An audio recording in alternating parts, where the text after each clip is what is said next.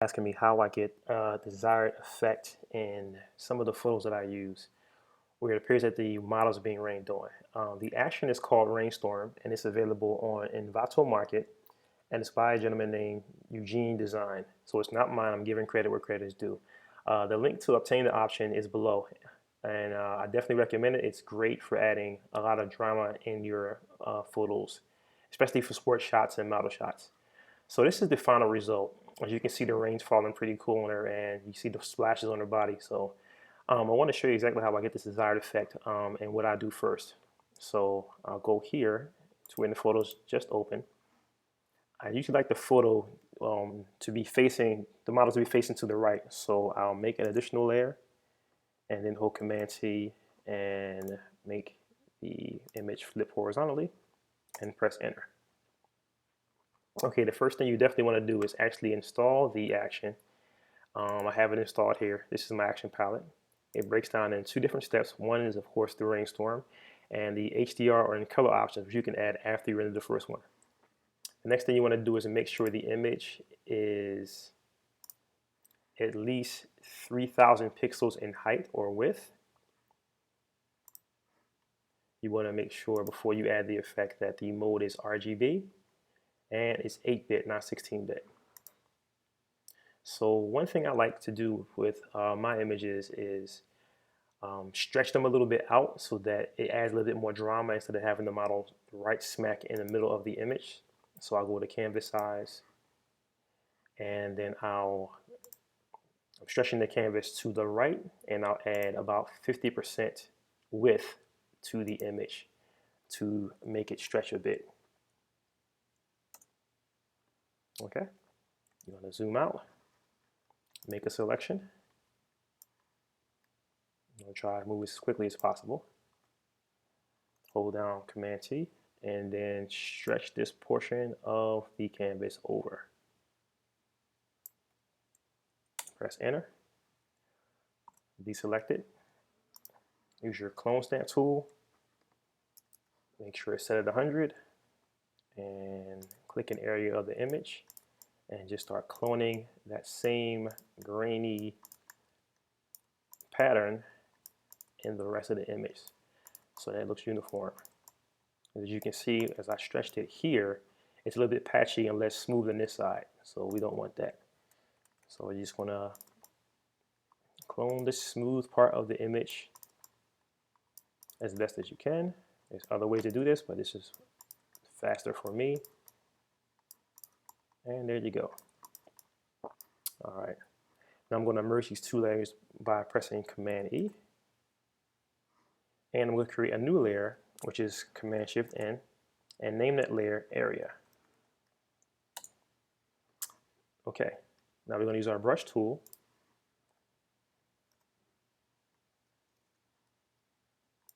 I'm going to choose a color, any color will do.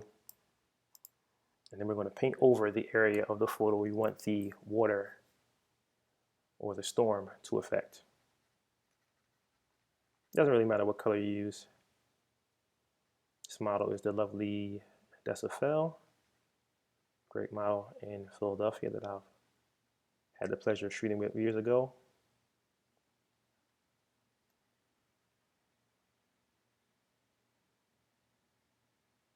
Okay.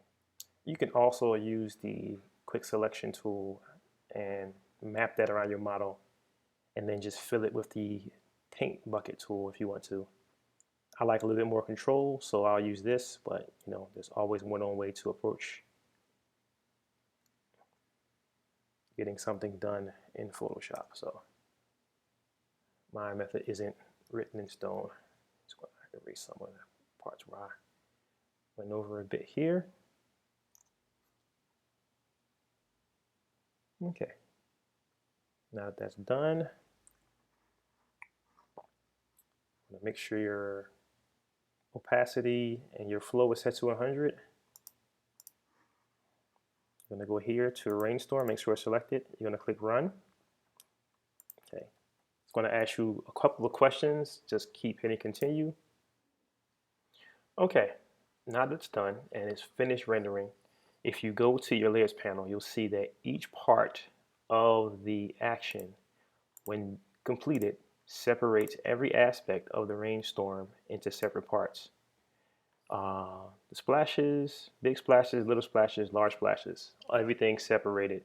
Fully customizable. You can go into each stage and click or unclick it. You can duplicate these layers. You can increase them in size, take effects away. You can go crazy. But one thing you will notice is that the image used to be 48 megapixels, megabytes, sorry, and now it's 1.42 gigs. So because you're adding layers over layer over layer over layer with this action, it greatly increases the size of your image. So don't worry about it though, because once you get done rendering it and modifying the layers the way you want them, you can combine them all by selecting them all and holding down the command key and pressing E. And this will make your image small again, which is, as you can see, it was 48, now it's back to 48. So the next phase of it is to add the HDR color options. You see, you hit that and you hit play.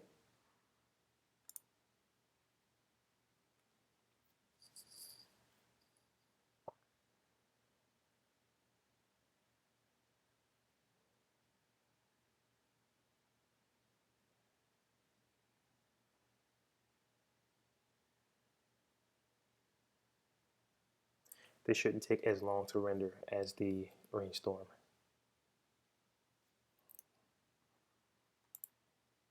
And again, I don't know why the update makes you keep having to hit continue on this one. The other one ran a lot smoother.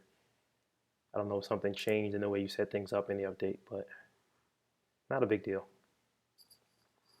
Now, just like it says, HDR color options is exactly what it gives you. So if you stretch your layers palette,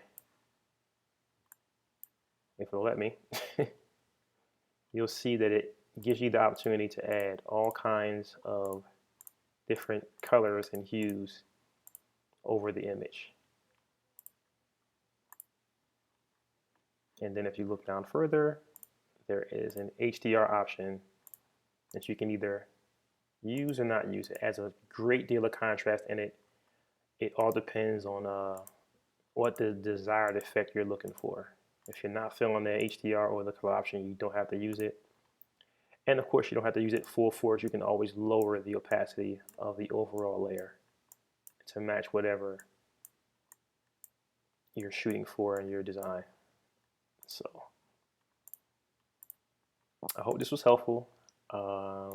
It's a great action. Once again, available on Envato Market. The link is below. Next, I'm going to go over the Sandstorm action as requested by my friend, and I'll see you guys next time. Thanks.